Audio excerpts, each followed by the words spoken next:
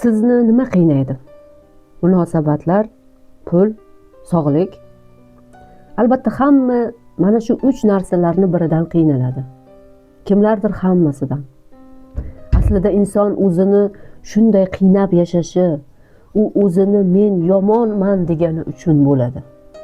Men yomonman, atrofdagi yaqin insonlarim bilan chiroyli munosabat qila olmayman.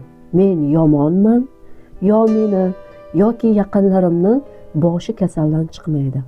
Men yomonman, doim puldan qiynalaman. Endi savol. Nimaga?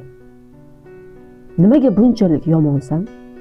Yomon ish, gunoh, ayb qilgan bo'lsang, tavba qil. Qaytma boshqa bu ishga. Tavba eshiklari yopilmaydi. Alloh kechirimli, undan noumid bo'lib bo'lmaydi. U mag'firatli bo'lgan zot. Ishonmaymizmi? O'z yaratganimizga, bizni kechirishga ishonmaymizmi? U bizni o'zini xalifasi demadimi? Nimaga bunchalik o'zingni ayblaysan?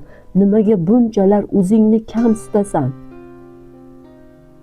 Alloh taolo Hijr surasi 28 va 29 oyatlarda albatta men quruq loydan o'zgartirilgan qora balchiqdan bashar yaratuvchidirman.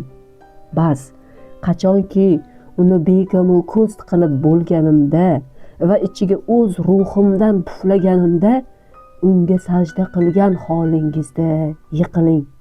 Qarang, u bizni qanday ulug'lamoqda. O'zingizni o'zingiz kechirmaguningizcha hayotingizda hech narsa o'zgarmaydi. Shunday davom etaveradi. Bir xil kunlar, zerikarli hayot, yetishmovchilik, kasallik, keyin boshlaysiz. Nimaga men bilan? Nima aybim bor? Aynan mana shu aybdorlik hissi insonni hayotini barbod qiladi.